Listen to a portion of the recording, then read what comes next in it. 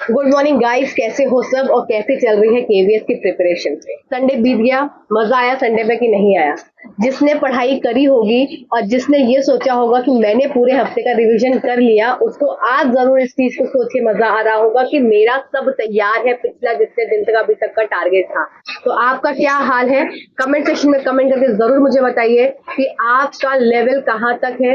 आप 20वें के 21वें दिन तक पहुंचने के लायक हैं कि अभी भी कहीं बीच में अटके हुए हैं। अगर किसी ने नया स्टार्ट किया था, जिसका पिछला छूटा हुआ है, उनकी मैं बात नहीं कर रही हूँ। जिन्होंने डे 1 से मेरे साथ पढ़ाई करी है या इवन डे 5 या 6 से भी तैयारी करी है, वो भी अभी ट्रैक पर आ चुके होंगे। तो संडे को इसलिए मैं आपको नया टास्क नहीं देती हूँ, जितना भी पिछला बैकलॉग है, क्योंकि हो जाता है ऐसा, हम घर में रहते हैं, हमारे 10 काम रहते हैं। जो हाउसवाइफ्स हैं उनके लिए तो बहुत ज्यादा ये सब प्रॉब्लम्स आती हैं कि किस तरीके से मैनेज करें चीजें।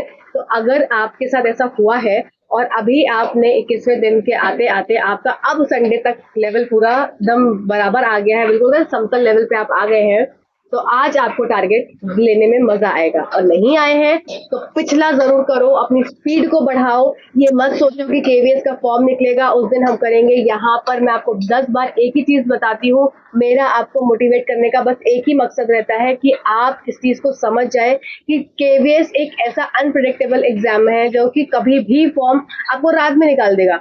मतलब उसका हर चीज क्या रहता है, शाम को अपलोड किया, सुबह तक आपको मॉर्निंग में एकदम धमाका दे दिया, रात में धमाका दे दिया। तो वो कभी भी निकाल सकता है, उसे क्या फर्क पड़ेगा? उसको तो फॉर्म, उनको वहां पे जो बैठे हुए हैं सब, वो ऑलरेडी अधिकारी लोग हैं, वहां बैठे हुए हैं, वो फॉर्म निकाल देंगे, मतलब आपका नोटिफिकेशन निकाल देंगे। उन्हें क्या फर्क पड़ेगा? आपको 2 महीने बाद एग्जाम, 3 महीने बाद एग्जाम ले लेंगे। और वो जो इस एग्जाम में एकदम स्टक रहते हैं उसी डेट पे लेते हैं। ऐसा नहीं है कि अब आगे भाई अपडेट बढ़ रही है। KVS is very fast in the process. तो इसी चीज को देखते हुए यहाँ पर जो टारगेट्स हैं उसको बहुत सीरियसली लो।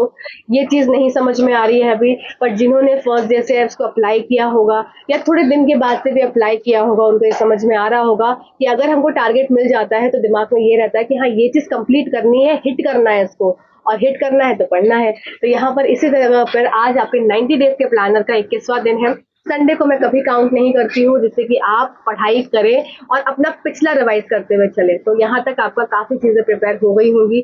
आज आपको इंग्लिश का ही मैं टॉपिक दे रही हूँ। देखो, इंग्लिश अब हमारी खत्म होने वाली है, बस 2 3 4 टॉपिक रह गए हैं आपके, तो इंग्लिश खत्म होने की कगार पे है। ये वीक आते आते एंड तक आपका इंग्लिश भी खत्म हो जाएगा। अब ये सोचो, आपका इंग्लिश का पोर्शन खत्म हो गया, 20 नंबर का एक तरफ आना है, 10 नंबर का एक तरफ आना है, तो 30 नंबर का आपका इंग्लिश का पोर्शन खत्म हो गया। अब सिर्फ आपको इंग्लिश की प्रैक्टिस करनी रहेगी। तो इस तरीके से ये सोचो कि आपका मतलब एक कितना बड़ा एक बोझ खत्म हो गया। इंग्लिश बहुत बड़ा पार्ट होता है, बहुत मेजर रोल प्ले करता है ना?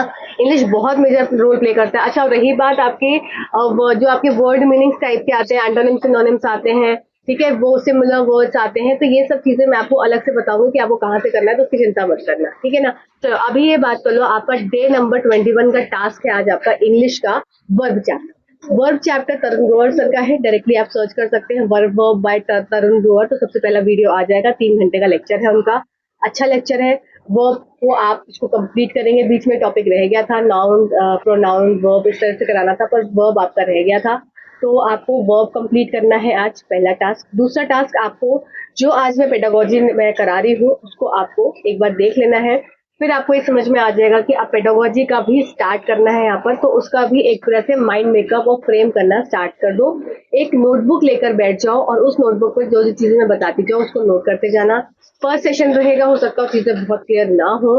जैसे जैसे हम सेशंस में आगे बढ़ेंगे, चीजें आपको और वास्ट दिखेंगी, आपको चीजें समझ में आने लगेंगी। तो घबरा मत जाना, पेडागोजी स्टार्ट हो रही है, सीरीज को कंटिन्यू रखना और ये टास्क आज कंप्लीट करना 3 आवर्स का, आप वर्ब वाला। और साथ ही साथ इतना जरूर याद रखो कि जैसे ही जो चीज कंप्लीट करो, टेक्स्ट बुक पर जाओ और सर्च करो, जिसने सब्सक्रिप्शन लेके रखा होगा उसको इजीली सब सारे चीजें, पेपर्स वगैरह है या स्मॉल स्मॉल टेस्ट है, वो ओपन हो जाते हैं।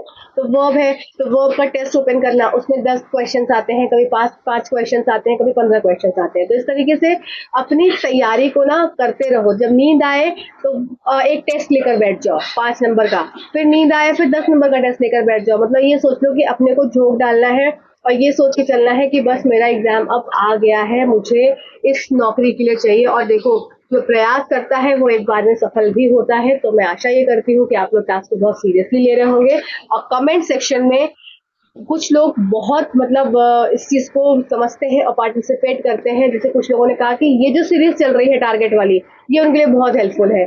तो उन सभी को मैं ये बोलती हूँ कि आप इस चीज को सीरियस कर रहे हैं तो आप सीरियसली आप ये अपने आप को समझ चलिए कि आप सिलेक्शन के बहुत नजदीक है, क्योंकि आप उस चीज को सीरियस कर रहे हैं। और कुछ लोग इसको बहुत हल्के में ले रहे हैं कि अरे ठीक है कर लेंगे जब आएगा। अरे ठीक है तो फिर सिलेक्शन वाले भी बोलेंगे ठीक है भाई देखेंगे जब आएगा सिलेक्शन होगा। भाई यहाँ तो सीट्स कम होती हैं, सीट्स के लिए जब जस्ट डबल आपका वो हो जाता है, फिर उसके जस्ट 3 गुना आपके लिए इंटरव्यू में बुला लिया जाता है। तो तुम ये सोचो ना कि मतलब भाई क्या है तुम्हारा, तुम्हारा क्या है, तुम्हें सिलेक्शन लेना है, बस सिलेक्शन लेना है तो पढ़ना, पढ़ डालो 3 महीने, क्या चला जाएगा। 3 महीने पढ़ के अगर जिंदगी संवर जाती है तो पढ़ना ज्यादा बेटर है ना कि 3 महीने ऐश करना बेटर है। तो ये तुम्हारे ऊपर है कि तुम ऐश करते हो कि पढ़ते हो, टारगेट फॉलो करते हो, अच्छी बात है। नहीं तो अपने टारगेट बनाओ ना, सबसे अच्छी बात है। मैं तो ये बोलती हूँ अपने टारगेट बनाओ, अपने टारगेट बनाओ, खुद टारगेट बनाओ, खुद अपने नोट बनाओ, खुद पढ़ाई करो।